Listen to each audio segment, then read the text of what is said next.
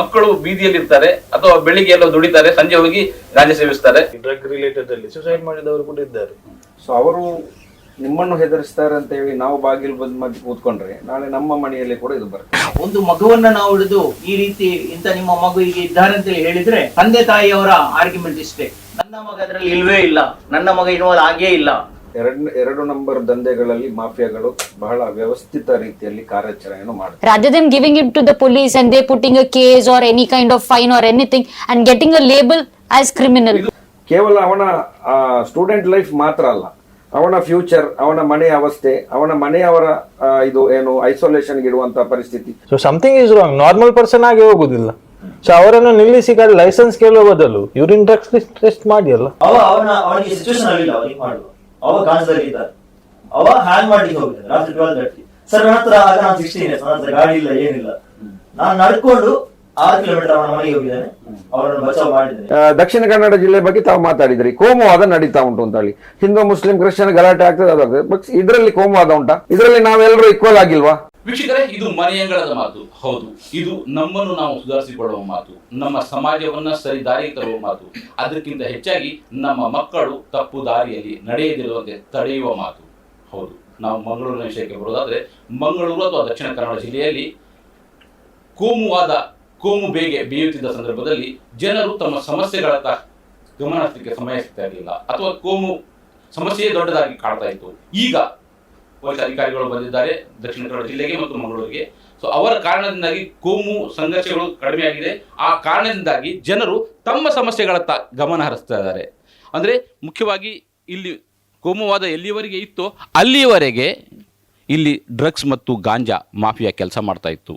ನಮ್ಮ ಮಕ್ಕಳನ್ನು ಅದರತ್ತ ಸೆಳೆತಿತ್ತು. ಅದನ್ನು ತಡೆಯೋದಕ್ಕೆ ಪೊಲೀಸರಿಗೂ ಸಾಧ್ಯ ಆಗ್ತಾ ಇರಲಿಲ್ಲ, ಪೊಲೀಸರು ಆ ಸಮಯ ಸಿಗ್ತಾ ಇರಲಿಲ್ಲ, ಜನರಿಗೂ ಕೂಡ ಅದರತ್ತ ಗಮನ ಹರಿಸಲಿಕ್ಕೆ ಸಾಧ್ಯ ಆಗ್ತಾ ಇರಲಿಲ್ಲ. ಆದರೆ ಈಗ ಸಮಯ ಬಂದೆ, ಜನರು ಅದರತ್ತ ಗಮನ ಹರಿಸ್ತಿದ್ದಾರೆ, ಜನರು ಕಾಳಜಿ ತೋರ್ತಾ ಇದ್ದಾರೆ ಮತ್ತು ಅದಕ್ಕೆ ಪೊಲೀಸ್ ಇಲಾಖೆ ಸಹಕಾರ ಕೊಡ್ತಾ ಇದೆ. ಸೊ ಈ ದಿಸೆಯಲ್ಲಿ ಈ ವಿಷಯದಲ್ಲಿ ಹೋರಾಡಿದವರು ಮತ್ತು ಹೋರಾಟಕ್ಕೆ ಅಣಿಯಾದವರು ನಮ್ಮ ಜೊತೆಯಲ್ಲಿದ್ದಾರೆ. ಮುಖ್ಯವಾಗಿ ಬೀನಾ ಸಲ್ಡಾನಾ ಮತ್ತು ಗುರುಪ್ರಸಾದ್ ರವರು ಇದ್ದಾರೆ. ಅವರು ಬಾರ್ನ್ ಅಗೇನ್ ರಿಕವರಿ ಸೆಂಟರ್ ಇದನ್ನು ನಡೆಸ್ತಾ ಇದ್ದಾರೆ ಮತ್ತು ಇದರ ಬಹಳಷ್ಟು ಡ್ರಗ್ ಅಡಿಕ್ಟ್ಗಳನ್ನು ಹೊರಗೆ ತಂದ ಮತ್ತು ಅದೇ ವಿಷಯದಲ್ಲಿ ಹೆಚ್ಚು ಪರಿಣಿತಿಯನ್ನು ಹೊಂದಿದವರು ಕೂಡ ಇದ್ದಾರೆ. ಅವರ ಹತ್ರ ಮಾತಾಡ್ತಿದ್ದೇವೆ. ಹಾಗೆ ಸುಹೈಲ್ ಕಂದಕ್ ರವರಿದ್ದಾರೆ. ಇವರು ಮೇಕ್ ಎ ಚೇಂಜ್ ಅಂತ ಸಂಘಟನೆ ಕಟ್ಕೊಂಡಿದ್ದಾರೆ ಮತ್ತು ಪೊಲೀಸ್ ಇಲಾಖೆಯೊಂದಿಗೆ ಸೇರಿ ನಶೆ ಮುಕ್ತ ಮಂಗಳೂರು ಅಭಿಯಾನ ನಡೆಸ್ತಾ ಇದ್ದಾರೆ. ಸೊ ಈ ಹಿನ್ನೆಲೆಯಲ್ಲಿ ನಶೆ ಮುಕ್ತ ಅಭಿಯಾನ ನಡೆಸಿ ಅಥವಾ ಅದರಲ್ಲಿ ಶ್ರಮವಹಿಸಿ ಒಂದು ಕಡೆ ನಮ್ಮ ಜೊತೆಯಲ್ಲಿದ್ದಾರೆ ಅದರ ಯೋಧರು ಅನ್ನುವಂಥ ರೀತಿಯಲ್ಲಿ. ಅಂದರೆ ಡ್ರಗ್ಸ್ ಮುಕ್ತ ಹೋರಾಟದಲ್ಲಿ ಹೋರಾಟ ಮಾಡುವುದಂದರೆ ಸುಮ್ಮನೆ ಆಗುವುದಿಲ್ಲ, ಅಲ್ಲಿ ಮಾಫಿಯಾವನ್ನು ಎದುರಿಸಬೇಕಾಗುತ್ತದೆ. ಮಾಫಿಯಾ ಎದುರಿಸುವುದಂದರೆ ಯುದ್ಧ ಮಾಡಿದ ರೀತಿ, ಆ ಯುದ್ಧ ಮಾಡಿದ ಯೋಧರಂಥ ಜನರು ನಮ್ಮ ಜೊತೆಯಲ್ಲಿದ್ದಾರೆ, ಅವರ ಅನುಭವವನ್ನು ಕೂಡ ಹೇಳ್ಕೊಳ್ತಾ ಇದ್ದಾರೆ. ಸೊ ಈ ಹಿನ್ನೆಲೆಯಲ್ಲಿ ನಾನು ಕಾರ್ಯಕ್ರಮವನ್ನು ಆರಂಭಿಸಿದ್ದೇನೆ. ಮತ್ತು ಮೊದಲಾಗಿ ನಾನು ಕುದ್ರೋಳಿಯ ಏರಿಯಾದಲ್ಲಿ, ಮಂಗಳೂರಿನ ಪ್ರಮುಖ ಪ್ರದೇಶ, ಸೊ ಇದರಲ್ಲಿ ಶ್ರಮಪಟ್ಟಂಥ ಜಜೀಸ್ ಕುದ್ರೋಳಿ ಅವರಿದ್ದಾರೆ. ಸೊ ನಿಮ್ಮ ಕುದ್ರೋಳಿ ಪರಿಸರದಲ್ಲಿ ನಾವು 2018ರಿಂದ ಈ ಕೆಡುಕು ಮುಕ್ತ ಹೋರಾಟ ಸಮಿತಿ ಅಂತೇಳಿ ಮಾಡಿ ಇಲ್ಲಿ DC ಆಗಿದ್ದಂಥ AB ಇಬ್ರಾಹಿಮರವರು ಉದ್ಘಾಟನೆ ಮಾಡಿದರು ಅದನ್ನು, ನಮ್ಮ ಸಂಸ್ಥೆಯನ್ನು. ಅದರ ನಂತರ ಐಕ್ಯತಾ ವೇದಿಕೆ ಐಕ್ಯತಾ ವೇದಿಕೆ ಅಂತ ಹೇಳಿದರೆ ಎಲ್ಲ ಸಂಘಟನೆಯವರನ್ನು ಸೇರಿಸಿಕೊಂಡು, ಎಲ್ಲ ಪಕ್ಷದವರನ್ನು ಸೇರಿಸಿಕೊಂಡು, 5 ಜಮಾತಿನ ಸದಸ್ಯರನ್ನು ಕೂಡ ಸೇರಿಸಿಕೊಂಡು ಒಂದು ಮಾಡಿದಂಥ ಸಂಸ್ಥೆ ಇದ್ದರೆ ಅದು ಮುಸ್ಲಿಂ ಐಕ್ಯತಾ ವೇದಿಕೆ. ಹೋರಾಟಗಳನ್ನು ಮಾಡಿದ್ದೇವೆ. ಎಂದರೆ ಈ ಗಾಂಜಾದಲ್ಲಿ ಅಡಿಟ್ ಆದ ವಿದ್ಯಾರ್ಥಿಗಳನ್ನು ಹೇಗೆ ನಮ್ಮ ಇದಕ್ಕೆ ತರಬೇಕು, ನಾವು ಅದರಿಂದ ಯಾವ ಚಟವನ್ನು ಬಿಡಿಸಲಿಕ್ಕೆ ಆಗ್ತದೆ, ಯಾವ ರೀತಿಯಲ್ಲಿ ಆಗ್ತದೆ ಅಂತೇಳಿ. ಉದಾಹರಣೆಗೆ ಹೇಳಬೇಕಿದ್ರೆ ಇದರಲ್ಲಿ ತಂದೆ ತಾಯಿಗಳ ಸಹಕಾರ ಕೂಡ ಅಗತ್ಯವಾಗಿದೆ. ಯಾಕೆ ಹೇಳ್ತಿದ್ದೇನೆ ಅಂತ ಹೇಳಿದ್ರೆ, ಒಂದು ಮಗುವನ್ನ ನಾವು ಹಿಡಿದು ಈ ರೀತಿ ಇಂತ ನಿಮ್ಮ ಮಗು ಈಗ ಇದ್ದಾರೆ ಅಂತ ಹೇಳಿದ್ರೆ ತಂದೆ ತಾಯಿಯವರ ಆರ್ಗ್ಯುಮೆಂಟ್ ಇಷ್ಟೇ, ನನ್ನ ಮಗ ಅದರಲ್ಲಿ ಇಲ್ವೇ ಇಲ್ಲ, ನನ್ನ ಮಗ ಇನ್ವಾಲ್ವ್ ಆಗೇ ಇಲ್ಲ ಅಂದ್ರೆ ತಂದೆ ತಾಯಿಯರೇ ಸಹಕಾರ ಕೊಟ್ಟಾಗೆ ಆಗ್ತಾರೆ. ಈ ಹೇಳುದು ಅದೇ, ನನ್ನ ಮಗು ಮಾಡೋದಿಲ್ಲ ಹೇಳಿ ಅಲ್ವಾ. So no parents are gone to accept it. So let's come to the reality. ಯಾಕೆ ಹೇಳಿದ್ರೆ ನಿಮ್ಮ ಸೊಸೈಟಲ್ ನಾರ್ಮ್ಸ್ ಇದೆ, ಅದರಲ್ಲಿ ಅವರದ್ದು ರೆಪ್ಯುಟೇಷನ್ ಇದೆ. So what is very important is every colleges there is a counsellor. So if you find any student or any child got into any of these illegal activities, please inform the college where there is a counselor. So there is a provision where the counseling has been given to the student by the college itself. So only after that you can take the next stage is to call the parents. So first initially go to the college, inform the college. ಸಮಸ್ಯೆ ಏನಂತ ಹೇಳಿದ್ರೆ ಅದು ಅಂದ್ರೆ ಅವರು ಕಂಡುಕೊಂಡದ್ದು ಮತ್ತು ನಾವು ಕಂಡುಕೊಂಡದ್ದು, ಇಲ್ಲಿ ಕಾಲೇಜಿಗೆ ಹೋಗುವಂತ ಪ್ರಶ್ನೆ ಬರೋದಿಲ್ಲ. ಮಕ್ಕಳು ಬೀದಿಯಲ್ಲಿರ್ತಾರೆ ಅಥವಾ ಬೆಳಿಗ್ಗೆ ಎಲ್ಲೋ ದುಡಿತಾರೆ, ಸಂಜೆ ಹೋಗಿ ಗಾಂಜಾ ಸೇವಿಸ್ತಾರೆ.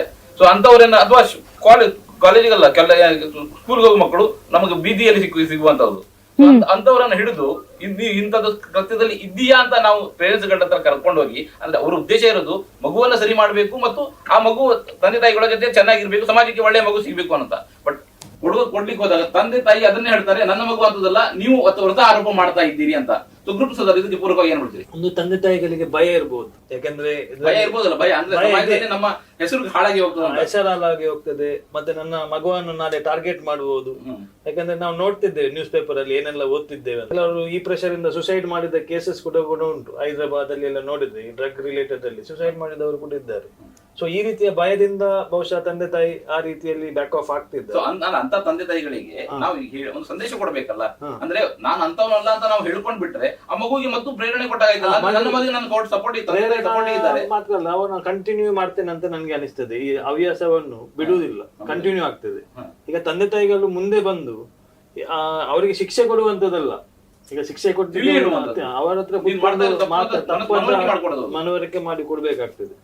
ಇದನ್ನು ಮಾಡಿಕೊಂಡು ಹೋದ್ರೆ ನಾಳೆ ಯಾವ ಸ್ಟೇಜ್, ಯಾಕಂದ್ರೆ ಡ್ರಗ್ಸ್ ಅಂಡ್ ಕ್ರೈಮ್ ಎರಡು ಹ್ಯಾಂಡ್ ಇನ್ ಹ್ಯಾಂಡ್, ಎರಡು ಕೂಡ ಒಂದಕ್ಕೆ ಒಂದು ಲಿಂಕ್ ಆಗಿದೆ. ಯಾಕಂದ್ರೆ ನಾಳೆ ಡ್ರಗ್ಸ್ ಗೆ ದುಡ್ಡು ಸಿಗದಿದ್ರೆ 100% ಅವರು ಕ್ರೈಮಿಂಗ್ ಕೈ ಹಾಕ್ತಾರೆ. ಫಸ್ಟ್ ಗೆ ಚಿಕ್ಕ ಚಿಕ್ಕ ಕ್ರೈಮ್, ಮತ್ತೆ ದೊಡ್ಡ ದೊಡ್ಡ ಕ್ರೈಮ್. ಸೊ ಅದಕ್ಕೆ ನಾನೇನ್ ಹೇಳ್ತೇನೆ ಅಂದ್ರೆ, ತಂದೆ ತಾಯಿಗೆ ಅವರು ಈಗ ಕೂಡಿ ಹಾಕಿ, ರೂಮಲ್ಲಿ ಕೂಡಿ ಹಾಕಿ ಅದು ಮಾಡುದ್ರಿಂದ ಇವರೊಟ್ಟಿಗೆ ಸೇರಿ ಅದಕ್ಕೊಂದು ಪರಿಹಾರ ಅಂತ ಹುಡುಕುದು. ಇವರಂತವರೊಂದಿಗೆ ಸಂಘಟನೆ ಬಹಳಷ್ಟು ನಾವು ಬೇರೆ ಬೇರೆ ಸಂಘಟನೆಯವರನ್ನು ಕರೆದಿದ್ವಿ. ನಮ್ಮ ಮಂಗಳೂರಿನಲ್ಲಿ ಹೊರದಾದ್ರೆ ಇಂತಹ ಸಂಘಟನೆ ಬೇರೆ ಬೇರೆ ಏರಿಯಾದಲ್ಲಿ, ಶಕ್ತಿನಗರದಲ್ಲಿ, ಬೆಂಗ್ರೆಯಲ್ಲಿ ಅವರ ಸಂಘಟನೆ ಮಾಡಿಕೊಂಡು ನಮ್ಮ ಊರಿನಲ್ಲಿ ಇಂತಹ ಜನ ಡ್ರಗ್ಸ್ ಇರಬಾರ್ದು ಅನ್ನೋ ದಿಸೆಯಲ್ಲಿ ಆ ದಿಸೆಯಲ್ಲಿ ಅವರನ್ನು ಕರೆದಿದ್ವಿ. ಬಟ್ ಅವ್ರು ಬರ್ಲಿಕ್ಕೆ ಸಾಧ್ಯ ಆಗಲಿಲ್ಲ.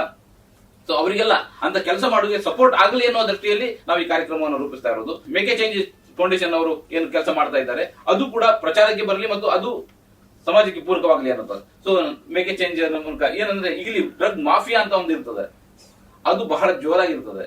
ಅದು ನಾವು ಫಿಲ್ಮ್ಗಳಲ್ಲಿ ನೋಡಿದ ಹಾಗೆ ಇಲ್ಲೂ ಕೂಡ ಕೆಲಸ ಮಾಡ್ತಾ ಇರ್ತದೆ. ಅಂದ್ರೆ ಅದು ತನ್ನ ಕಬಂಧ ಬಾಹುಗಳನ್ನು ಚಾಚಿಕೊಂಡಿರುವಾಗ ನಿಮ್ಮಂತವ್ರು ಬಂದು ಅದನ್ನು ತಡಿತೇವೆ ಅಂತ ಹೇಳಿದ್ರೆ ನಿಮ್ಮನ್ನು ಸುಮ್ಮನೆ ಬಿಟ್ಬಿಡ್ತಾರ? ನಿಮಗೆ ಯಶಸ್ವಿಯಾಗಿ ಸಾಧ್ಯ ಇದೆ ಇದರಲ್ಲಿ? ಡೆಫಿನೆಟ್ಲಿ. ನೋಡಿ, ಎರಡು ನಂಬರ್ ದಂಧೆಗಳಲ್ಲಿ ಮಾಫಿಯಾಗಳು ಬಹಳ ವ್ಯವಸ್ಥಿತ ರೀತಿಯಲ್ಲಿ ಕಾರ್ಯಾಚರಣೆಯನ್ನು ಮಾಡುತ್ತೆ. ಸೊ ಅವರು ನಿಮ್ಮನ್ನು ಹೆದರಿಸ್ತಾರೆ ಅಂತ ಹೇಳಿ ನಾವು ಬಾಗಿಲು ಬಂದ್ ಮಧ್ಯೆ ಕೂತ್ಕೊಂಡ್ರೆ ನಾಳೆ ನಮ್ಮ ಮನೆಯಲ್ಲಿ ಕೂಡ ಇದು ಬರ್ತದೆ. ಸೊ ನಾವು ಇಲ್ಲಿ ಎಚ್ಚೆತ್ಕೊಳ್ಬೇಕಾದ ಅಗತ್ಯ ಯಾಕೆ ಇದೆ ಅಂತ ಹೇಳಿದ್ರೆ, ನೋಡಿ, ಡ್ರಗ್ಸ್ ಅಂತ ಹೇಳಿದ್ರೆ ಈಗ ಗುರು ಅವರು ಹೇಳಿದ ಹಾಗೆ drugs is connected with the crime.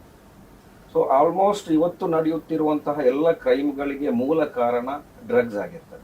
ತಾವು ಕೇರಳದ ಒಂದು 2-3 ತಿಂಗಳಿಂದ ನಡೆಯುವಂತಹ ಹಲವಾರು ಘಟನೆಗಳ ಹಿಂದೆ ನೋಡಿದ್ರೆ ಮೂಲ ಕಾರಣ MDM. ಸೊ ನಾವು ತಡೆಗಟ್ಟಬೇಕಾಗಿರುವುದು ಒಂದು ಡ್ರಗ್ಸ್ನ ಮೂಲ. ಜೊತೆಗೆ ಈಗ ತಾವು ಹೇಳಿದ ಹಾಗೆ ಪೇರೆಂಟ್ಸ್ಗಳಿಗೆ ಕೂಡ ಜಾಸ್ತಿ ಅವೇರ್ನೆಸ್ನ ಕೊರತೆ ಉಂಟು. ನೋಡಿ, ಈಗ ನಮ್ಮ ಮನೆಯಲ್ಲಿ ತಾಯಿ ಹತ್ರ ಹೋಗಿ ಕೇಳಿದ್ರೆ ಡ್ರಗ್ಸ್ ಅಂತ ಹೇಳಿದ್ರೆ ಹಾರ್ಡ್ಲಿ ಅವರು ರೆಕಗ್ನೈಸ್ ಮಾಡುವುದು ಗಾಂಜಾ. ಸೊ ಪ್ರಥಮವಾಗಿ ಪೇರೆಂಟ್ಸ್ಗೆ ಒಂದು ಅವೇಕ್ ಮಾಡುವಂತ ಒಂದು ಕೆಲಸ ಮಾಡಬೇಕು. ಜೊತೆಗೆ ಮಕ್ಕಳ ಬಿಹೇವಿಯರಲ್ ಆಕ್ಟಿವಿಟೀಸ್ ಅಲ್ಲಿ ಯಾವ ರೀತಿಯ ಬದಲಾವಣೆಗಳು ಕಂಡು ಬಂದ್ರೆ ಅವರು ಏನು ಮಾಡಬೇಕು ಎಂಬುದರ ಬಗ್ಗೆ ಕೂಡ ಒಂದು ಅರಿವನ್ನು ಕೊಡುವ ಅಗತ್ಯ ಉಂಟು. ಮತ್ತೆ ನೀವು ಹೇಳಿದಾಗೆ ಮಾಫಿಯಾಗಳು ಎಲ್ಲ ಕಾಲದಲ್ಲಿ ಕಾರ್ಯಾಚರಣೆ ಎಲ್ಲ ರಾಜ್ಯಗಳಲ್ಲಿ ಮಾಡ್ತಾ ಇದೆ. ಸೊ ಇಲ್ಲಿ ಒಂದು ಸರ್ಕಾರ ಮತ್ತೆ ಪೊಲೀಸ್ ಇಲಾಖೆ ಜೊತೆ ಜನರು ಕೋಆರ್ಡಿನೇಷನ್ ಮಾಡಿಕೊಂಡು ಇಂತಹ ಪಿಡುಗುಗಳ ವಿರುದ್ಧ ಹೋರಾಟ ಮಾಡಬೇಕಾದ ಅಗತ್ಯ ಉಂಟು. ಜನರು ಕೋಆರ್ಡಿನೇಷನ್ ಬಗ್ಗೆ ಮಾತಾಡಿದ್ರಿ ಸರ್, ನೀವು ಹೇಳಿ, ಜನರು ಹೇಗೆ ಸಹಕಾರ ಕೊಡ್ತಾರೆ? ನೀವು ಹೋರಾಟದಲ್ಲಿ ಇರುವವರು ಜೈವಿಸಲಿಲ್ಲ ಹಾಗೆ ಈಗ ಅಂತ ಹೇಳ್ತಾರೆ. ಕೆಲವರು ನಾವು ಟ್ರೇಸ್ ಮಾಡಿದ್ದೇವೆ, ಅವರ ಜೇಬಿನಲ್ಲಿ ಸಿಕ್ಕಿದೆ, ಇದೆಲ್ಲ ಸಿಕ್ಕಿದೆ. ಇದರ ಬಗ್ಗೆ ಡೀಪ್ ಕಾರ್ಯಾಚರಣೆ ಮಾಡಿದ್ದೇವೆ.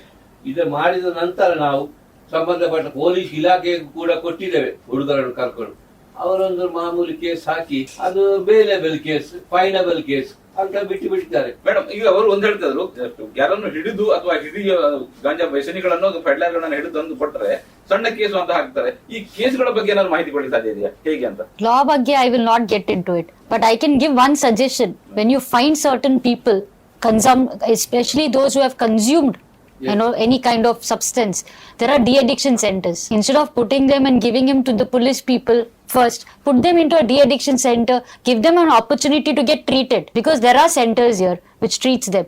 Maybe 60 days, 90 days programs are there. At least by them you give them a chance to come out clean, no? Rather than giving it to the police and they putting a case or any kind of fine or anything and getting a label as criminal. ಇದು ಒಂದು ವಿಷಯ ಆಗ್ತದೆ. ಅಂದ್ರೆ police ಹತ್ರ ಕರ್ಕೊಂಡು ಹೋಗಿ ಕೊಟ್ರೆ ನಮಗೆ ಸರ್ಟಿಫಿಕೇಟ್ ಕೊಟ್ಟಾಗ ಆಯ್ತು ಅಂತ, ನಾವು ರೆಕಗ್ನೈಸ್ ಆದ್ವಿ ಅಂತ. ಇನ್ನು ಮುಂದುವರಿಸಬಹುದು ಅಂತ ಸಾಧ್ಯತೆ ಕೂಡ ಇದೆ. ಏನ್ ಹೇಳ್ತೀರಾ ಸುಧೀರ್ ಅವರೇ? ಇಲ್ಲ, ಒಬ್ಬ ಯುವಕ ಇಂತಹ ಫಸ್ಟಿಗೆ ಇಲ್ಲಿ ಏನ್ ಮಾಡ್ಬೇಕಾಗಿದೆ ಅಂತ ಹೇಳಿದ್ರೆ ಸೊಸೈಟಿಗೆ ಒಂದು ಅವೇರ್ನೆಸ್ ಕೊಡ್ಬೇಕು. ಒಂದು ಈಗ ಮೇಡಮ್ ಹೇಳಿದ ಹಾಗೆ ಒಬ್ಬ ವ್ಯಕ್ತಿ ತಪ್ಪು ಮಾಡಿದಾಗ ಕೆಲವೊಮ್ಮೆ ಏನಾಗುತ್ತೆ ಅಂತ ಹೇಳಿದ್ರೆ ಗ್ರೂಪ್ ಅಲ್ಲಿ ಇರುವಂತ ಯುವಕರ ತಪ್ಪಿನಿಂದಾಗಿ ಹಲವಾರು ಯುವಕರು ಇವತ್ತು ನಶೆಗೆ ದಾಸರಾಗ್ತಾ ಇರೋದು. ನಾವು ಮಾಡಬೇಕಾದ ಕೆಲಸ ಒಂದು ಅವೇರ್ನೆಸ್ ಕೊಡುವುದರ ಜೊತೆಗೆ ಈ ಮಾದಕ ಪದಾರ್ಥಗಳಿಂದ ಆಗುವ ನೆಗೆಟಿವ್ ಇಂಪ್ಯಾಕ್ಟ್ ಅವನಿಗೆ ಏನು ಆಗುತ್ತದೆ, ಕೇವಲ ಅವನ ಸ್ಟೂಡೆಂಟ್ ಲೈಫ್ ಮಾತ್ರ ಅಲ್ಲ, ಅವನ ಫ್ಯೂಚರ್, ಅವನ ಮನೆಯ ಅವಸ್ಥೆ, ಅವನ ಮನೆಯವರ ಇದು ಏನು ಐಸೋಲೇಷನ್ಗೆ ಇಡುವಂತಹ ಪರಿಸ್ಥಿತಿ, ತುಂಬಾ ನೆಗೆಟಿವ್ ಆಸ್ಪೆಕ್ಟ್ಗಳಾಗ್ತದೆ. ಇದರ ಬಗ್ಗೆ ಒಂದು ವ್ಯವಸ್ಥಿತ ರೀತಿಯಲ್ಲಿ ಜನರಿಗೆ, ಸ್ಟೂಡೆಂಟ್ಗಳಿಗೆ ಅರಿವು ಮೂಡಿಸುವ ಅಗತ್ಯ ಫಸ್ಟಿಗೆ ಇರೋದು. ಯಾವಾಗ ಒಬ್ಬ ತಪ್ಪು ಮಾಡಿದಾಗ ಒಂದು ಅವಕಾಶ ಅವರಿಗೆ ಡಿ ಅಡಿಕ್ಷನ್ ಸೆಂಟರ್ಗಳ ಮೂಲಕ ಸರಿ ಮಾಡ್ಲಿಕ್ಕೆ ಟ್ರೈ ಮಾಡ್ಬೋದು. ಮತ್ತೆ ಆಗದಿದ್ರೆ ಮತ್ತೆ ಕಾನೂನಾತ್ಮಕ ವ್ಯವಸ್ಥೆಯಲ್ಲಿ counselling is always most important. ಯಾಕಂತ ಹೇಳಿದ್ರೆ ಕೆಲವೊಮ್ಮೆ ಗೊತ್ತಿಲ್ಲದೆ ಕೆಲವು ತಪ್ಪುಗಳಾಗ್ತದೆ. ಆ ತಪ್ಪುಗಳನ್ನು ಸರಿಪಡಿಸುವ ಅವಕಾಶ ಕೌನ್ಸಿಲಿಂಗ್ ಮೂಲಕ ಮಾಡ್ಲಿಕ್ಕೆ ಆಗ್ತದೆ. ಧೂಮಪಾನ ಹಾನಿಕಾರ ಅಂತ ಫಿಲ್ಮ್ ಸ್ಟಾರ್ಟ್ ಆಯ್ತು, ಆದ್ರೆ ಫಿಲ್ಮ್ ಎಂಡ್ ತನಕ ಇರೋದು ಹಾಗೆ. ಅವ್ನು ಸಿಗರೇಟ್ ಸ್ಮೋಕ್ ಮಾಡ್ತಾನೆ, ಬೇರೆ ಎಲ್ಲಾ ಕೃತ್ಯಗಳು ಅದರಲ್ಲಿ ನಡೆಯುತ್ತೆ.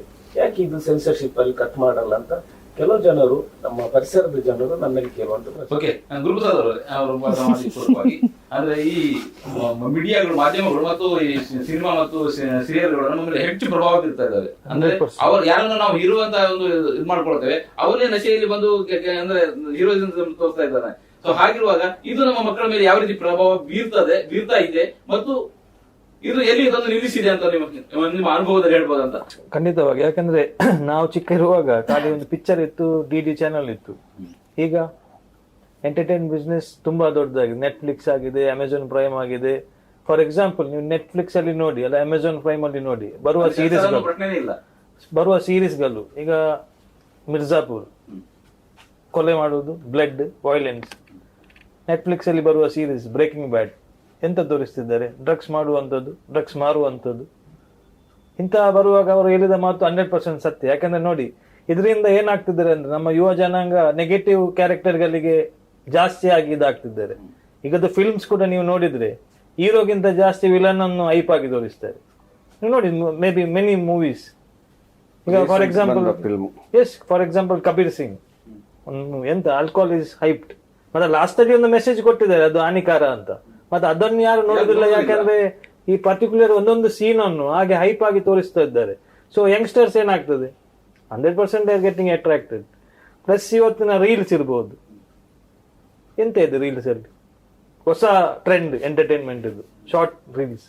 ಅದರಲ್ಲಿ ಕೂಡ ಇಂಥದೇ ವಿಷಯಗಳನ್ನು ತೋರಿಸುವಾಗ ಹ್ಯೂಮನ್ ಮೈಂಡ್ಗೆ ಎಂತ ಆಗ್ತದೆ, 100% it is attracted to that. So ವಿದ್ಯಾರ್ಥಿ ನಾಯಕ ನಮ್ಮ ಜೊತೆ ಇದ್ದಾರೆ. ಸೊ ನೀವೇನು ಕಂಡಿದ್ದೀರಿ ನಿಮ್ಮ ಅನುಭವದಲ್ಲಿ, ಅಥವಾ ವಿದ್ಯಾರ್ಥಿಗಳನ್ನು ಈ ದಿಸೆಯಲ್ಲಿ, ಅಂದ್ರೆ ನಿಮ್ಮ ಫ್ರೆಂಡ್ಸ್ ಕೂಡ ಇದರಲ್ಲಿ ಬಂದಿರಬಹುದು, ಏನ್ ಹೇಳ್ತೀರಿ? ನಾವು ಇವಾಗ ನೋಡ್ತಾ ಇರೋದು ಈ ಕೋಮು ಸಂದರ್ಶನದಿಂದ ಆಗಿರುವ ಅನಾಹುತಗಳಿಂದ ತುಂಬಾ ಯುವ ಜನತೆ ಕೆಲಸ ಇಲ್ಲದ ಕಾರಣ ಇದ್ದ ಪರಿಸ್ಥಿತಿಗೆ ಹೋರಾಡ್ತಿದ್ದಾರೆ. ಅದು ನಮಗೆ ಭಾರಿ ಇಲ್ಲಿ ಸಮಸ್ಯೆ ಆಗಿರುತ್ತೆ. ಈ ಬಿಡುಗಡೆ ಅಂದ್ರೆ ಕೋಮು ಸಂಘರ್ಷದಿಂದ ಕಾರಣದಿಂದಾಗಿ ಮಂಗಳೂರಿನಲ್ಲಿ ಅಥವಾ ದಕ್ಷಿಣ ಕನ್ನಡ ಜಿಲ್ಲೆಯಲ್ಲಿ ಕೆಲಸ ಇಲ್ಲದ ದಿನಗಳನ್ನ ಅಥವಾ ಇಂಡಸ್ಟ್ರಿಗಳು ಬರದೇ, ಹೂಡಿಕೆದಾರರು ಬರದೇ ಇರುವಂತಹ ದೊಡ್ಡ ಸಮಸ್ಯೆಯನ್ನ ಕಾಣ್ತಾ ಇದ್ವಿ. ಅದಕ್ಕಾಗಿ ಜನರಿಗೆ ಕೆಲಸ ಇಲ್ಲದೆ ಮಾತುಗಳನ್ನು ಆಡ್ತಾ ಇದ್ದಾರೆ. ಸೊ ಕೆಲಸ ಇಲ್ಲದೆ ಇರುವುದಕ್ಕೂ ಡ್ರಗ್ ಸೇವನೆಗೂ ಗಾಂಜಾಕ್ಕೂ ಎಲ್ಲಿಯೇ ಸಂಬಂಧ ಅಂತ ಹೇಳ್ತೀರಾ? ಕರೆಕ್ಟ್. ಇವರು ಹೇಳಿದ ಪ್ರಶ್ನೆ ಪೂರಕವಾಗಿ ಹೇಳ್ಬೇಕಾದ ಮಾತು ಏನಂತ ಹೇಳಿದ್ರೆ, ಇವತ್ತು ಒಬ್ಬ ಕೆಲಸ ಇದ್ದ ಯುವಕ ಇಂತಹ ಕ್ಷುಲ್ಲಕ ವಿಚಾರಗಳ ಹಿಂದೆ ಹೋಗುವುದು ಬಹಳ ಕಡಿಮೆ. ಒಬ್ಬ ಕೆಲಸ ಇದೆ ಅಂತ ಹೇಳಿದ್ರೆ ಅವನು ಚಿಂತಿಸ್ತಾನೆ, ತನಗೆ ನಾನು ಮಾಡ್ಲಿಕ್ಕೆ ಬೇಕಾಗಿರುವ ಹಲವಾರು ಕೆಲಸಗಳುಂಟು, ನಾಳೆ ನಾನು ಡ್ರಗ್ಸ್ ತೆಗೆದು ನಾನು 1-2 ದಿನ ಇದರಿಂದ ಕೆಲಸಕ್ಕೆ ಹೋಗದೆ ಆದ್ರೆ ನನಗೆ ಆಗುವಂತ ನಷ್ಟಗಳು ಏನು, ಅವನ ರೆಸ್ಪಾನ್ಸಿಬಿಲಿಟಿ ಬಗ್ಗೆ ಅವನಿಗೆ ಚಿಂತೆ ಇರ್ತದೆ. ಇವತ್ತು ನಾವು ಎಂಪ್ಲಾಯ್ಮೆಂಟ್ ರೀಜನರೇಷನ್ ಮಾಡೋದ್ರಲ್ಲಿ ತುಂಬಾ ಹಿಂದೆ ಇದ್ದೇವೆ. ಅದರ ಜೊತೆಗೆ ಯಾರೆಲ್ಲ ಡಿಗ್ರಿ ಪಡೆದು ಕಾಲೇಜ್ಗಳಿಂದ ಹೊರಗೆ ಬರ್ತಿದ್ದಾರೆ ಅವರಿಗೆ ಅಪರ್ಚುನಿಟಿ ಕೊಡುವಲ್ಲಿ ಕೂಡ ಬಹುಶಃ ನಾವು ಎಲ್ಲಿಯೂ ಎಡವಿದ್ದೇವೆ.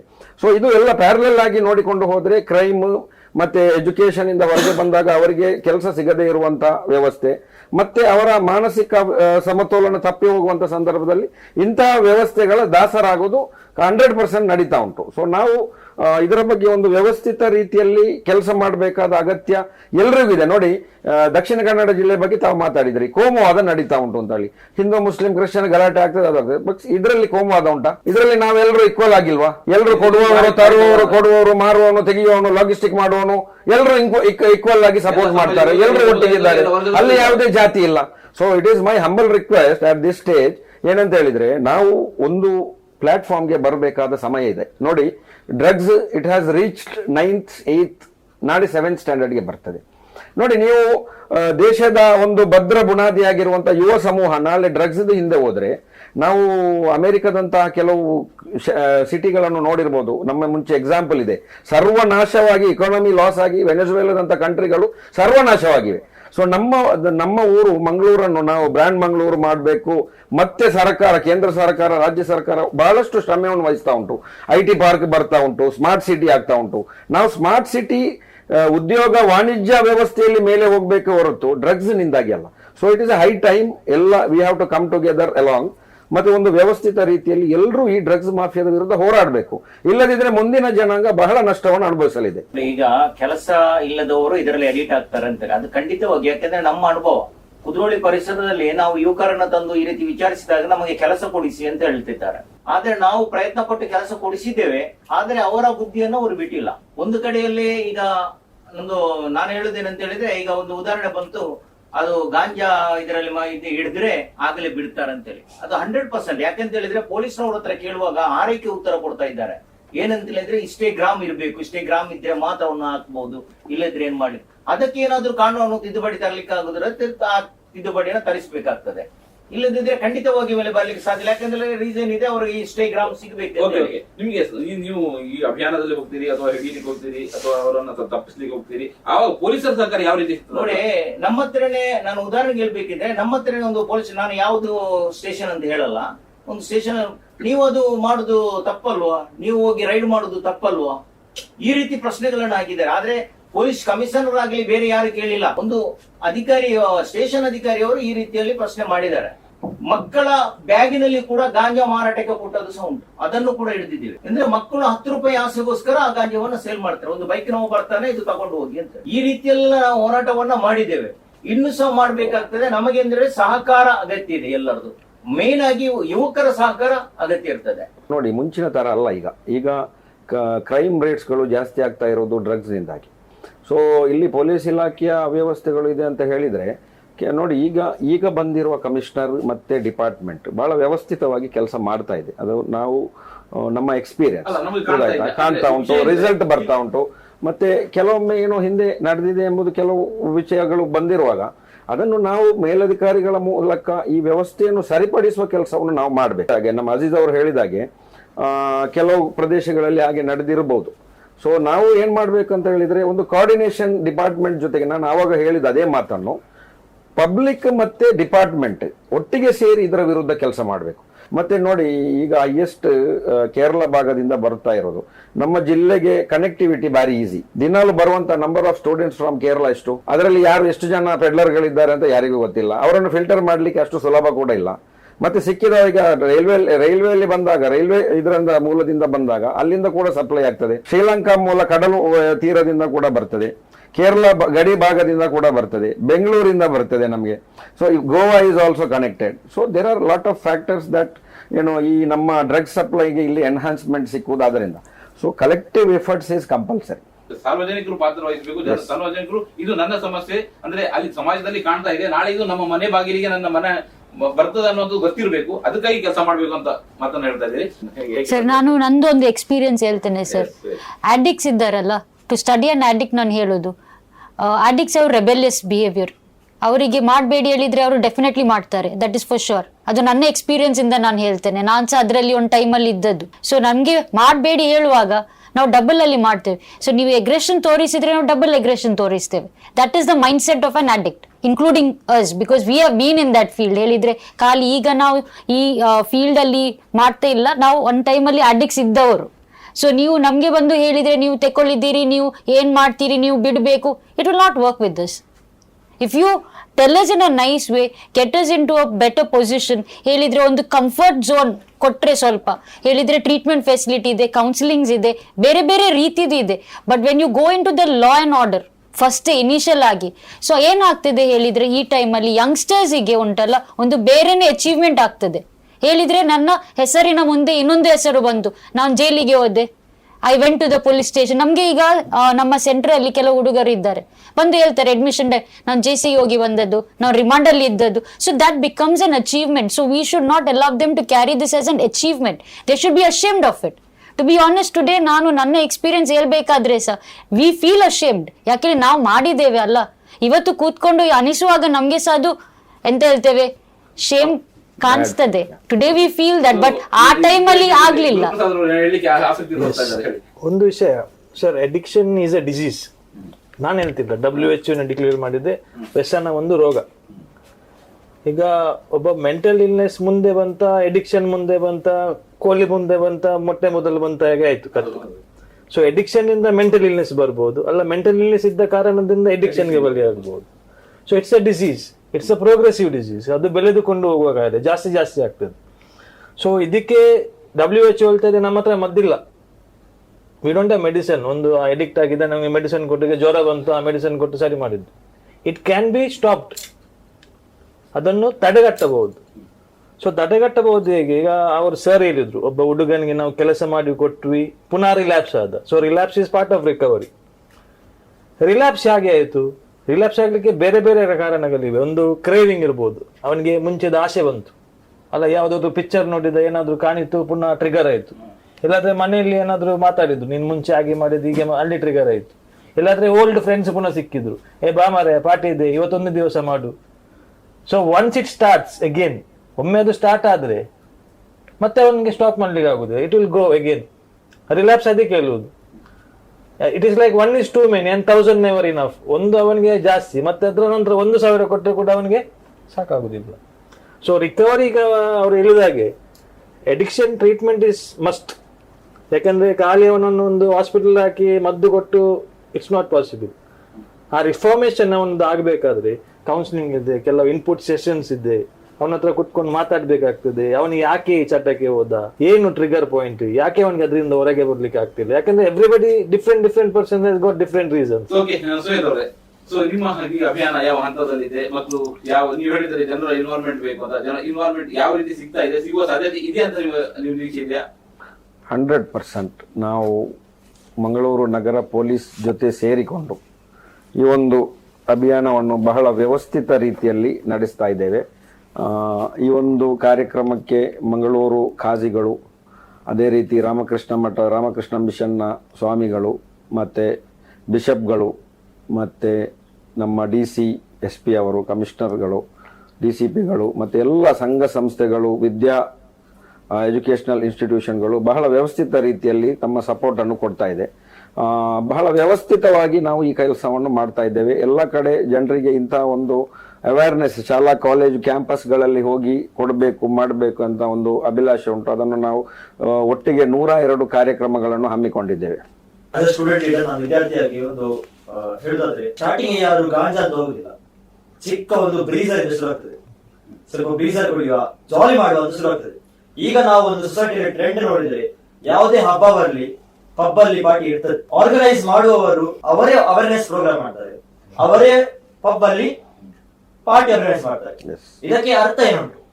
ಇದು ನಾವು ಕ್ವಶನ್ ಮಾಡ್ಬೇಕು ಮೊದಲು. As a part of theatre ನಾನು ನಾಟಕ ಮಾಡ್ತೇನೆ. ನಾವು ಬೇರೆ ಬೇರೆ ಚರ್ಚ್ಗಳಲ್ಲಿ ಹೋಗಿ, ಬೇರೆ ಬೇರೆ ಟೆಂಪಲ್ಸ್ ಗಳಲ್ಲಿ ಹೋಗಿ ಬೀದಿ ನಾಟಕ ಮಾಡಿದ್ದೇವೆ. ಈ ಬೀದಿ ನಾಟಕ ಮಾಡುವಾಗ, ಡ್ರಗ್ ಅವೇರ್ನೆಸ್ ಮಾಡುವಾಗ ನನಗೆ ಒಂದಿನ ಸುಮಾರು 15 ಕಾಲ್ ಬಂದಿದೆ, ಬೆದರಿಕೆ. ನನಗೆ ಕಾಲ್ ಮಾಡಿ, ನೀನು ಈ ಬೀದಿ ನಾಟಕ ನಿಲ್ಲಿಸಬೇಕು, ಇಲ್ಲದ್ರೆ ನನ್ನ ಸಾಯಿಸ್ತೇನೆ. ನಾನು ಇಷ್ಟೇ ಹೇಳಿದೆ, ಇವತ್ತು ನನ್ನನ್ನು ಸಾಯಿಸಬಹುದು, ಆದರೆ ನನ್ನ ಮಾತನ್ನು ಸಾಯಿಸಲಿಕ್ಕೆ ನಾವೀಗ ಡೈರೆಕ್ಟ್ ಲಾ ಅಂಡ್ ಆರ್ಡರ್ ಗೆ ಹೋದ್ರೆ ಅವರು ಚೇಂಜ್ ಆಗುದಿಲ್ಲ. ನನ್ನ ಫ್ಯಾಮಿಲಿ ಎಕ್ಸಾಂಪಲ್ ತಗೊಂಡ್ರೆ, ನನ್ನ ಕಸಿನ್ ಅವಳು ಬಂದು ನನ್ನ ಹತ್ರ ಕೇಳಿದ್ರು, ಅಣ್ಣ ನಂಗೆ ಟ್ರೈ ಮಾಡ್ಬೇಕು ಅಂತ. ನಾನು ಬೈಲಿಲ್ಲ. ಬೈಲಿಕ್ಕೆ ಹೋದ್ರೆ ಮನಸ್ಸಿಗೆ ನೋವಾಗ್ತದೆ. ಮನಸ್ಸಿಗೆ ನೋವಾಗಿ ಇನ್ನೊಬ್ಬರ ತಗೊಳ್ತೇವೆ, ಅದಾಗಬಾರ್ದು. ಪರ್ಸನಲಿ ಹೋಗಿ ಮಾತಾಡಿದೆ, ಯಾಕೆ, ಕಾರಣ ಏನು ಸರ್? ನಾವು ಡೈರೆಕ್ಟ್ ಹೋಗಿ ರೂಟ್ ಕಾಸ್, ಗುರುಪ್ರಸಾದ್ ಸರ್ ಹೇಳಿದ್ರು, ರೂಟ್ ಕಾಸ್ ಗೊತ್ತಿಲ್ಲದ್ರೆ ನಾವು ಬ್ರಾಂಚ್ ಗೆ ಹೋದ್ರೆ ಅದಕ್ಕೆ ಅರ್ಥ ಇಲ್ಲ ಸರ್. ರೂಟ್ ತೆಗೆದ್ರೆ ಆ ಮರವೇ ಇರುದು. ನಾವು ನಮಗೆ ಬೇಕಾದದ್ದು ರೂಟ್ ಹೋಗ್ಬೇಕು, ಮೇನ್ ಕಾಸ್ ಮಾಡಬೇಕು. ಇಲ್ಲಾಂದ್ರೆ ನಾವೀಗ ಸರ್, ನಾವು ಸ್ಟೂಡೆಂಟ್ ಆಗಿ ನಮಗೆ ಗೊತ್ತುಂಟು, ನನ್ನ ಫ್ರೆಂಡ್ ಮಾಡ್ತಿದ್ದಾರೆ. ಈಗ ಜನ ಭಯ ಪಡ್ತಾರೆ. ನಮ್ಮ ಯೂತ್ ಇದು main problem, student main problem. ನಾವು ನೋ ಹೇಳಲಿಕ್ಕೆ ಹೆದರ್ತೇವೆ. ಅವನೇನ್ ಹೇಳ್ತಾನೆ, ಇವನೇನ್ ಹೇಳ್ತಾನೆ. ಈಗ ನಾನು ಹೋಗಿ ಹೇಳ್ತೇನೆ ಮಾಡಬೇಡ, ಸೇಮ್ ಥ್ರೆಟ್ನಿಂಗ್ ಆಗ್ತದೆ, ಅವ ಹೇಳ್ತಾನೆ, ನಾನು ಒಂದು ಎಕ್ಸಾಂಪಲ್ ಕೊಡ್ತೇನೆ. ನನ್ನ ಫ್ರೆಂಡ್, ಅವನಿಗೆ ಫ್ಯಾಮಿಲಿ ಪ್ರಾಬ್ಲಮ್ ಇತ್ತು ಸರ್, ಮಾತಾಡಿಲ್ಲ ನಾನು. ಅವ ಕುಡಿಲಿಕ್ಕೆ ಸ್ಟಾರ್ಟ್ ಮಾಡಿದ, ಸ್ಮೋಕಿಂಗ್ ಸ್ಟಾರ್ಟ್ ಮಾಡಿದ. ಒಂದಿನ ಗಾಂಜಾ ತಗೊಂಡ. ರಾತ್ರಿ 12:45ಗೆ ಅವ ನನಗೆ ಒಂದು ಸ್ಕ್ರೀನ್ ಶಾಟ್ ಕಳಿಸ್ತಾನೆ. ಅವ ಹ್ಯಾಂಗ್ ಮಾಡಿ ಸಾಯಿಸ್ಲಿಕ್ಕೆ ಹೋಗಿದ್ದ. ಅವನಿಗೆ ಸಿಚುವೇಶನ್ ಆಗಿಲ್ಲ ಅವನಿಗೆ ಮಾಡುವ. ಅವ ಗಾಂಜಾದಲ್ಲಿ ಇದ್ದಾನೆ, ಅವ ಹ್ಯಾಂಗ್ ಮಾಡ್ಲಿಕ್ಕೆ ಹೋಗಿದ್ದಾನೆ ರಾತ್ರಿ 12:30. ಸರ್ ನನ್ನ ಹತ್ರ ಆಗ ನಾನು 16 ಇಯರ್ಸ್, ನನ್ನ ಹತ್ರ ಗಾಡಿ ಇಲ್ಲ, ಏನಿಲ್ಲ. ನಾನು ನಡ್ಕೊಂಡು 6 ಕಿಲೋಮೀಟರ್ ಅವನ ಮನೆಗೆ ಹೋಗಿದ್ದಾನೆ, ಅವರನ್ನು ಬಚಾವ್ ಮಾಡಿದ್ದೇನೆ. ಯಾಕಂದ್ರೆ ಹೀಗೆ ಒಬ್ಬ ಯೂತ್ ಅಲ್ಲ ಸರ್, ಖಾಲಿ ಯೂತ್ ಮಾತ್ರ ಅಲ್ಲ, ಏಜ್, ಈ ಡ್ರಗ್ಸ್ ಏಜ್ ಅಂತ ಇಲ್ಲ. ಈಗ ಅದು ಏಜ್ ಅಂತ ನಿಮ್ಗೆ 16 ವರ್ಷ, ಅವರು ಯಾವ ವಯಸ್ಸಿನವನು? 16 ಸರ್. ಅಂದ್ರೆ ನಾನು ಈ ಮಾತನ್ನ ಯಾಕೆ ಕೇಳಿದೆ ಅಂದ್ರೆ, ಈಗ ಮಕ್ಕಳಿಗೆ ಹೈಸ್ಕೂಲ್ ಹಂತಕ್ಕೆ ಈಗ ಬಂದು ತಲುಪಿದೆ. ಅದು ಪ್ರೈಮರಿ, ಈಗ ಆಗಲೇ ಹೇಳಿದ್ರು ಪ್ರೈಮರಿ ಮಕ್ಕಳ ಹತ್ರ ಗಾಂಜಾ ಸಪ್ಲೈ ಮಾಡಿದ್ರೆ ಯಾರು ಅವರನ್ನ ಅಬ್ಸರ್ವ್ ಮಾಡುವುದಿಲ್ಲ, ಅವರನ್ನ ಹಿಡಿಯೋದಿಲ್ಲ ಅಂತ ಗೊತ್ತಿದೆ. ಅದಕ್ಕಾಗಿ ಸಣ್ಣ ಸಣ್ಣ ಪೌಚ್ಗಳನ್ನ ಮಾಡಿ ಅವ್ರ ಕೈಯಲ್ಲಿ ಕೊಡೋದು. ನೀನು ಒಂದು ಪೌಚ್ ತಲುಪಿಸಿದ್ರೆ ನಿನಗೆ 10 ರೂಪಾಯಿ ಅಂತ. ಸೊ ಅವರು ತಲುಪಿಸ್ತಾ ಇದ್ದಾರೆ. ಸೊ ತಲುಪಿಸುವವರು ಮತ್ತೆ ಆ ಚಟಕ್ಕೆ ಬೀಳ್ತಾರೆ ಅನ್ನುವಂಥದ್ದು ಪರಿಸ್ಥಿತಿ ನಡೀತಾ ಇದೆ. ಸರ್ ನಮ್ಮ ಮಂಗಳೂರಲ್ಲಿ ಸರ್ ಈಗ ವೇಪ್ ಒಂದು ಬಾರಿ ಟ್ರೆಂಡ್ ಆಗಿದೆ ಸರ್. ವೇಪ್ ಬಾರಿ ಟ್ರೆಂಡ್ ಆಗ್ತಿದೆ ಸರ್. ಎಲ್ಲ LSSP ಆಗಲಿ, ಶ್ರೀದೇವಿ ಆಗಲಿ, ಎಲ್ಲೇ ಆಗ್ಲಿ, ಅದು ವೇಪ್ ಸ್ಟಾರ್ಟಿಂಗ್ ಹೇಳ್ತಾರೆ ಏನಾಗುದಿಲ್ಲ ಅಂತ. ಆನೆಸ್ಟ್ ಆಗಿ ಹೇಳ್ತಾರೆ ಸರ್, ನಾನು ಟ್ರೈ ಮಾಡಿದ್ದೇನೆ. ಯಾಕಂದ್ರೆ ನಾನು ನನಗೆ ಟ್ರೈ ಮಾಡ್ಬೇಕು ಅಂತ ಹೋಗಿದ್ದೇನೆ, ನಂಗೆ ಎಕ್ಸ್ಪೀರಿಯನ್ಸ್ ಆಗಿದೆ ಮಾಡಬಾರ್ದು ಅಂತ. ನಂಗೆ ಬ್ರೀದಿಂಗ್ ಪ್ರಾಬ್ಲಮ್ ಎಲ್ಲ ಸ್ಟಾರ್ಟ್ ಆಗಿ ಮೇಡಮ್ ಅವರ ಟೌನ್ ಸ್ಪೀಚ್ ಕೇಳಿದೆ ನಾನು, ಆದ್ರಿಂದ ಮತ್ತೆ ನಾನು ಬಿಟ್ಟೆ. Thanks to madam. ವೇಪ್ ಯಾವ ಹಂತಕ್ಕೆ ಇರ್ತದೆ ಅದು ಮತ್ತು ನಮಗೆ ಎಲ್ಲಿ ತಂದು ನಿಲ್ಲಿಸ್ತದೆ? Same, everything is the same. ಯಾವ್ದು ಸಹ ವೇಪಿಂಗ್ ಇರ್ಬೋದು, ನಿಮ್ಮ ನಾರ್ಮಲ್ ಸಿಗರೇಟ್ ಇರ್ಬೋದು. ಈ ಸಿಗರೇಟ್ ಇಸ್ ಇನ್ ಟ್ರೆಂಡ್. ಈಗ ಬ್ಯಾನ್ ಮಾಡಿದ್ದಾರೆ, ಬಟ್ ಈಗ ಸಹ ಸಿಗ್ತಾ ಉಂಟು. ರೀಸೆಂಟ್ ಆಗಿ ಗೊತ್ತಾಗಿದೆ ನಮ್ಗೆ ಎಲ್ಲಿ ಬರ್ತಾ ಉಂಟು ಹೇಳಿ. So all this is there. ಎಲ್ಲದದ್ದು ಕಾನ್ಸಿಕ್ವೆನ್ಸಸ್ ಒಂದೇ ಸರ್. ಅದು ವೇಪಿಂಗ್ ಇಂದ ಅವ್ರು ಹೇಳಿದಾಗೆ ಅಲ್ಲಿಂದ ಸ್ಟಾರ್ಟ್ ಆಗ್ತದೆ. It goes to multi phase. ಯಾಕೆ ಹೇಳಿದ್ರೆ ನಾವು ಸಹ ಸ್ಟಾರ್ಟ್ ಮಾಡುವಾಗ ಯಾರು ಇನಿಷಿಯಲ್ ಆಗಿ ಕೋಕೇನ್ ಅನ್ನು ಮುಟ್ಲಿಲ್ಲ.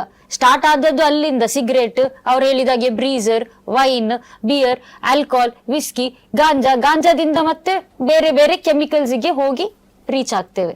So that is how we also started. Last end ಆದದ್ದು MDMA, ಕೋಕೆನ್. ಹಣ ಸಿಕ್ಕುದಿಲ್ಲದಿದ್ರೆ ನೆಕ್ಸ್ಟ್ ಆಪ್ಷನ್ ಏನು ಇರ್ತದೆ? ರಾಬರಿ. ನಮ್ಮಾಗಿ ಸ್ವಲ್ಪ ಎಜುಕೇಟೆಡ್ ಅವರು ಇದ್ದದ್ದು ಕೆಲಸ ಮಾಡ್ತಾರೆ, ನಾವು ದುಡಿತೇವೆ, ನಮ್ಮ ಹಣದಿಂದ ಬೈ ಮಾಡ್ತೇವೆ. So at the end of the day ಯಾವುದು ಸಹ ನೀವು ಮಾಡಿ ಏನು ಮಾಡಿ, ಕಾನ್ಸಿಕ್ವೆನ್ಸಸ್ ಆರ್ ದ ಸೇಮ್. ಅವ್ರು ಹೇಳಿದಾಗೆ vaping is become very common. ಇವತ್ತು ಮೊನ್ನೆ ಲಾಸ್ಟ್ ಟೈಮ್ ನಾವು ಆ ಕಡೆಯಿಂದ we were passing by, we saw 2 students coming out uniform ಅಲ್ಲಿ ವೇಪ್ ಮಾಡಿ ಆನ್ ಪಬ್ಲಿಕ್ ಏರಿಯಾದಲ್ಲಿ ಹೋಗ್ತಾ ಇದ್ದಾರೆ. ಸೊ ನಮ್ಗೆ ಈಗ ಅಲ್ಲಿ ಸ್ಟಾಪ್ ಮಾಡಿ ಕ್ವೆಶ್ಚನ್ ಮಾಡ್ಲಿಕ್ಕೆ ಆಗೋದಿಲ್ಲ. ಫಸ್ಟ್ ಆಫ್ ಆಲ್ ಯಾಕೆ ಹೇಳಿದ್ರೆ ಲಾ ಅಂಡ್ ಆರ್ಡರ್ ನಮ್ಗೆ ತಗೊಳ್ಳಿಕ್ಕೆ ಆಗೋದಿಲ್ಲ ನಮ್ಮ ಕೈಯಲ್ಲಿ.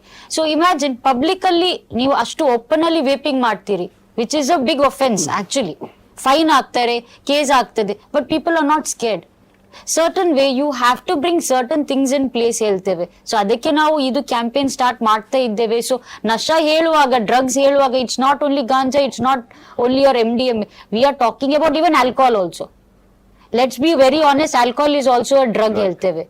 ಎಲ್ಲಿ ಸಹ ಹೋದ್ರೆ alcohol is also drug. So ತುಂಬಾ ಜನರದ್ದು ತಲೆಯಲ್ಲಿ ಉಂಟು, ನಾವು ಗಾಂಜಾ ಮಾಡುದಿಲ್ಲ, ನಾವು ಇದು ಮಾಡುದಿಲ್ಲ, ನಾವು ಶರಾಬ್ ಕುಡಿತೇವೆ, ದಟ್ ಇಸ್ ಅಕ್ಸೆಪ್ಟೇಬಲ್. ಯಾಕೆ ಹೇಳಿದ್ರೆ ಅದಕ್ಕೆ ಲೀಗಲ್ ಲೈಸೆನ್ಸ್ ಉಂಟಲ್ಲ ಸೇಲ್ ಮಾಡ್ಲಿಕ್ಕೆ. ಸೊ ಇಟ್ ಇಸ್ ಓಕೆ ಹೇಳ್ತಾರೆ, ಬಟ್ ಅದರದ್ದು ಸಹ ಇಫೆಕ್ಟ್ ಏನಾಗ್ತಾ ಉಂಟು ಇವತ್ತು.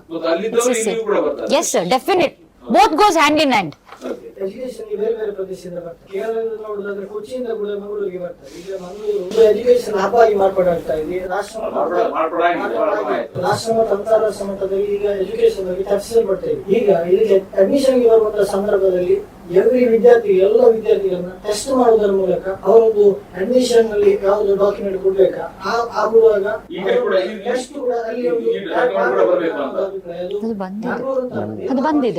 ಮಸ್ಟ್ ಆಗಿ ಬೇಕು.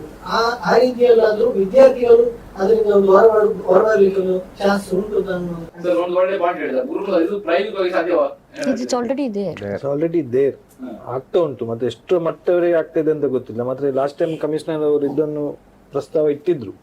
ಈಗ ಫಾರ್ ಎಕ್ಸಾಂಪಲ್ ಒಂದು ಕಾಲೇಜಿಂದ ಒಬ್ಬನನ್ನು ತೆಗೆದ್ರೆ ಕೂಡ ಅವನು ಬೇರೆ ಕಾಲೇಜಿಗೆ ಸೇರುವಾಗ ಅವನ ಯೂರಿನ್ ಡ್ರಗ್ ಸ್ಕ್ರೀನ್ ಟೆಸ್ಟ್ ಆಗ್ಲೇಬೇಕಂತ ಒಂದು ಕಡ್ಡಾಯ ರೂಲ್ಸ್ ಮಾಡಿದ್ದಾರೆ ರೀಸೆಂಟ್ ಆಗಿ ಮತ್ತೆ ಮಾಡಿದ್ದಾರೆ. ಇನ್ನೊಂದು ಇತ್ತೀಚಿನ ದಿನಗಳಲ್ಲಿ ರ್ಯಾಂಡಮ್ ಟೆಸ್ಟ್ ಅವ್ಯಾಹತವಾಗಿ ನಡೀತಾ ಉಂಟು. ಈಗ ಲಾಸ್ಟ್ ಮಂತ್ ಅಲ್ಲಿ ಕೂಡ ಕೆಲವಾರು ವಿದ್ಯಾರ್ಥಿಗಳನ್ನು ಬೇರೆ ಬೇರೆ ವಿದ್ಯಾಲಯದಿಂದ ಕೊಂಡೋಗಿ ಟೆಸ್ಟ್ ಮಾಡಿದ್ರು. 20ಕ್ಕೂ ಏನೋ ವಿದ್ಯಾರ್ಥಿಗಳು ಪಾಸಿಟಿವ್ ಬಂದಿದ್ರು ಅದರಲ್ಲಿ. ಮತ್ತೆ ನೆಕ್ಸ್ಟ್ ಬ್ಯಾಚ್ ಕೂಡ ಈಗ ನಿನ್ನೆ ಪತ್ರಿಕೆಯಲ್ಲಿ ಕೂಡ ಅನೌನ್ಸ್ ಮಾಡಿದ್ರು ಕಮಿಷನರ್ ಅವರು, ಜನವರಿಯಿಂದ ಪುನಃ ಮತ್ತೆ ಸ್ಟಾರ್ಟ್ ಮಾಡ್ತಾ ಇದ್ದೇವೆ ಸೆಕೆಂಡ್ ಬ್ಯಾಚ್ ಇಂದ ಅಂತ. ಸೊ ರ್ಯಾಂಡಮ್ ಟೆಸ್ಟ್ಗಳು ನಡೀತಾ ಉಂಟು. ಅದರಲ್ಲಿ ಯಾರೆಲ್ಲ ಸಿಕ್ಕಿ ಬೀಳ್ತಾರೆ, ಅವರು ಮುಂಚೆ ಸಿಕ್ಕಿ ಬಿದ್ದವರದ್ದು ನಿಗ್ರಾಣಿಯಲ್ಲಿ ಇಟ್ಟಿದ್ದಾರೆ. ಸೊ ಅವರು ಮತ್ತೆ ಮಾಡ್ತಾ ಇದ್ದಾರಾ ಇಲ್ವಾ ಎಂಬುದರ ಬಗ್ಗೆ. ಮತ್ತೆ ಕಾಲೇಜ್ನಲ್ಲಿ ಕೂಡ ಆಂಟಿ ಡ್ರಗ್ ಕಮಿಟಿಗಳನ್ನು ಫಾರ್ಮೇಶನ್ ಮಾಡಲಾಗಿದೆ. ಈಗ ವ್ಯವಸ್ಥಿತವಾಗಿ ಇದರ ವಿರುದ್ಧ ಒಂದು ಜನಜಾಗೃತಿಯ ಜೊತೆಗೆ ಕ್ಯಾಂಪಸ್ ಅವೇರ್ನೆಸ್ ಕೂಡ ನಡೀತಾ ಇರುವುದರಿಂದ ಸ್ವಲ್ಪ ಮಟ್ಟಿಗೆ ಕಮ್ಮಿ ಆಗಿದೆ. ಯಾರನ್ನು ಇಲ್ಲಿ ಸೆಲೆಬ್ರಿಟಿಗಳು ಫ್ಯಾನ್ ಬೇಸ್ ಅಂತ ಹೇಳಿ ಕೋಟಿಗಟ್ಟಲೆ ಯಾರು ಫ್ಯಾನ್ ಬೇಸ್ಗಳಿದ್ದಾರೆ, ಅವರು ಇಂಥ ವಸ್ತುವನ್ನು ಪ್ರಮೋಟ್ ಮಾಡುವಾಗ ವಿದ್ಯಾರ್ಥಿಗಳು ಮಾಡೋದು ಇದನ್ನೇ ಅಲ್ಲ. ಈಗ ಯಾರೋ ಹೇಳಿದ್ರು ಫಿಲ್ಮ್ ಇಂಡಸ್ಟ್ರಿ ಸೆನ್ಸರ್ಶಿಪ್ ಬಗ್ಗೆ. ಸೆನ್ಸರ್ಶಿಪ್ ಯಾಕೆ ಮಾಡ್ಲಿಕ್ಕೆ ಆಗ್ತಾ ಇಲ್ಲ? ನಮ್ಮ ನೆಟ್ಫ್ಲಿಕ್ಸ್ ಅಲ್ಲಿ ಇರೋದೆಲ್ಲ ಅನ್ಸೆನ್ಸರ್ಡ್, ನಮ್ಮ ಮೊಬೈಲ್ ಅಲ್ಲಿ ರೀಲ್ ನಲ್ಲಿ ನಡೀತಾ ಇರೋದು ಸೆನ್ಸರ್ಡ್, ಅದು ಕೂಡ ಅನ್ಸೆನ್ಸರ್ಡ್. ನಾವು ಏನು ಕಂಟೆಂಟ್ ನಮಗೆ ನಿನ್ನೆ ನಾವು ಕೌನ್ಸಿಲರ್ ಮೇಡಮ್ ಹತ್ರ ಮಾತಾಡುವಾಗ ಅವರು ಹೇಳಿದ್ರು, ಮಕ್ಕಳು ಏನು ಕಂಟೆಂಟ್ ಬ್ರೌಸ್ ಮಾಡ್ತಾರೆ ಎಂಬುದರ ಬಗ್ಗೆ ಕೂಡ ನಮ್ಮ ಪೇರೆಂಟ್ಸ್ ಗಳಿಗೆ ಗೊತ್ತಿರಬೇಕು. ಮನೆಯಲ್ಲಿ ಒಬ್ಬ ಮಗನಿದ್ರೆ ಆತ ಮನೆಯ ರೂಮ್ನೊಳಗೆ ಕೂತ್ಕೊಂಡು ಕಂಟೆಂಟ್ ಏನು ವಾಚ್ ಮಾಡ್ತಾನೆ ಎಂಬುದರ ಬಗ್ಗೆ ನಾವು ಗಮನವಿಡಬೇಕು. ಅದರ ಜೊತೆಗೆ ಈ ಕೂಲ್ ಲಿಪ್ ಮತ್ತೆ ಏನು ಚೈನಿ ಕೈನಿ ಪಾನ್ ಮಸಾಲ ಅದು ಇದು ಇಂಡಿಯಾದ ರೆಪ್ಯೂಟೆಡ್ ಆಕ್ಟರ್ಗಳೇ ಅದನ್ನು ಪ್ರಮೋಟ್ ಮಾಡ್ತಾರೆ. ಸೊ ಸರ್ಕಾರ ಅದಕ್ಕೆ ಕೇಂದ್ರ ರಾಜ್ಯ ಸರ್ಕಾರ ಕಟ್ಟುನಿಟ್ಟಿನ ಕ್ರಮವನ್ನು ತರಬೇಕು. ಈಗ ತಮಿಳುನಾಡು ಸರ್ಕಾರ ಕೆಲವು ವಿಚಾರಗಳನ್ನು ತಂದಿದೆ. ಅದೇ ರೀತಿ ರಾಜ್ಯ ಸರ್ಕಾರ ಕೂಡ ಇದರ ಹಿಂದೆ ನೋಡಿ, ಇದೆಲ್ಲ ದೊಡ್ಡ ಕಾರ್ಪೊರೇಟ್ ಸೆಗ್ಮೆಂಟ್ ಇಂದ ನಡೆಯುವಂತ ಕೆಲಸ ಇದು. ಯಾವುದು ಈ ಚೈನಿ ಮತ್ತೆ ಕೂಲ್ ಲಿಪ್ ಇಂಥದೆಲ್ಲ, ಇದಕ್ಕೆ ಅವಕಾಶ ಕೊಡಬಾರ್ದು. ಇದಕ್ಕೆ 100ಕ್ಕೆ 100 ಕಡಿವಾಣ ಹಾಕ್ಲೇಬೇಕು. ಸಿಗರೇಟ್ ಕೂಡ ಮೊನ್ನೆ ಒಂದು ವಿಚಾರ ಬಂತು, ಪ್ಯಾಕ್ ಸಿಂಗಲ್ ಕೊಡೋದಿಲ್ಲ ಪ್ಯಾಕ್ ಕೊಡೋದು ಅಂತ. ನಾನ್ ಕೇಳೋದು ಯಾಕೆ ಪ್ಯಾಕ್ ಕೊಡಬೇಕು? ಅದನ್ನು ಕೂಡ ಬ್ಯಾನ್ ಮಾಡ್ಬೇಕಲ್ಲ ನಾವು. All these disease which is right now it is affecting students R every one is ನಮ್ಮ ಧೂಮಪಾನದಿಂದನೇ ಸ್ಟಾರ್ಟ್ ಆಗುದಲ್ಲ. ನೀವು ಅಂದ್ರೆ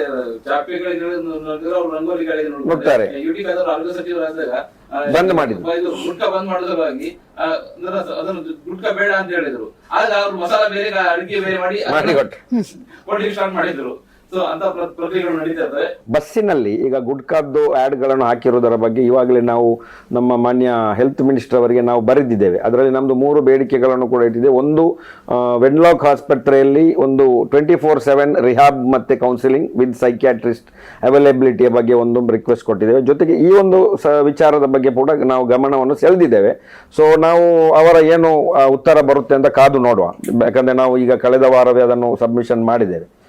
Let's wait and watch regarding this. Actually traffic police little aware ಆಗ್ಬೇಕು. ಯಾಕಂದ್ರೆ ನಾವೀಗ ಗಾಡಿಯಲ್ಲಿ ಹೋಗುವಾಗ ನಾನು ನೋಡ್ತೇನೆ, ಟ್ರಿಪ್ಸ್ ಅಲ್ಲಿ ಯುವಕರು ಹೆಲ್ಮೆಟ್ ಇಲ್ಲ, ಎಂತ ಸ್ಪೀಡ್ ಹೀಗೆ ಖಾಲಿ ಲೈಸೆನ್ಸ್ ಚೆಕ್ ಮಾಡೋದಲ್ಲ, 100% ದೇರ್ ಐ ಸಮಥಿಂಗ್. ಖಂಡಿತ ಬಸ್ ನೋಡಿ ಕೆಲಸ ನಂತೂರಿನಲ್ಲಿ ಬ್ಲಾಕ್ ಉದ್ದಕ್ಕೆ, ಅವನು ಯಾಕೆ ಬಂದು ಹಿಂದೆ ವಾಂಕ್ ಮಾಡ್ತಾನೆ, ಡಿಮ್ ಡಿಪ್ ನಮ್ಗೆ ಜಾಗ ಎಲ್ಲಿ ಹೋಗ್ಲಿ, ಮತ್ತೆ ಕೂಡ ಫುಲ್ ಏನು what is the mentality behind that? ಯಾಕೆ ಅಷ್ಟು ಕೂಡ ಟ್ರಾಫಿಕ್ ಕಾಣ್ತಂತು ಫುಲ್ ಬಂದ್, ಮತ್ತೆ ನಮ್ಮ ಹಿಂದೆ ಬಂದು ಡಿಮ್ ಡಿಪ್ ಏನೋ ಸಮಥಿಂಗ್ ರಾಂಗ್, ಇನ್ಫ್ಲೂಯೆನ್ಷಿಯರ್ ಇದೆ ಅವ್ರು ಹೇಳಿದಾಗೆ. ಈಗ ನಾನು ಹೋಗುವ 3 ಜನ ಟ್ರಿಪ್ಸ್ ಹೀಗೆ ಗಾಡಿಯಲ್ಲಿ, so something is wrong. Normal person ಆಗಿ ಹೋಗುದಿಲ್ಲ. ಸೊ ಅವರನ್ನು ನಿಲ್ಲಿಸಿ ಗಾಡಿ ಲೈಸೆನ್ಸ್ ಕೇಳುವ ಬದಲು ಯೂರಿನ್ ಡ್ರಗ್ಸ್ ಟೆಸ್ಟ್ ಮಾಡಿ ಅಲ್ಲ. Not just that, school buses ಬ್ಯಾಂಗ್ಳೂರಲ್ಲಿ ಆಯ್ತು. ಸ್ಕೂಲ್ ಬಸ್ನವರನ್ನೆಲ್ಲ ಫ್ರೀ ಟೈಮ್ ಇರ್ತದೆ, ಬೆಳಿಗ್ಗೆ ಡ್ರಾಪ್ ಮಾಡ್ತಾರೆ ಮತ್ತೆ ಸಾಯಂಕಾಲ ಟ್ರಿಪ್. ನಡುವಿನಲ್ಲಿ ಆಲ್ಕೋಹಾಲ್ ಟೆಸ್ಟ್ ಮಾಡಿದ್ರು. Almost 60% of the driver are tested positive. So ನಮ್ಮ ಮಕ್ಕಳನ್ನು ಅವರೊಟ್ಟಿಗೆ ಕಳಿಸುವುದು, ರ್ಯಾಂಡಮ್ ಚೆಕ್ಅಪ್ ಇಲ್ಲಿ ಕೂಡ.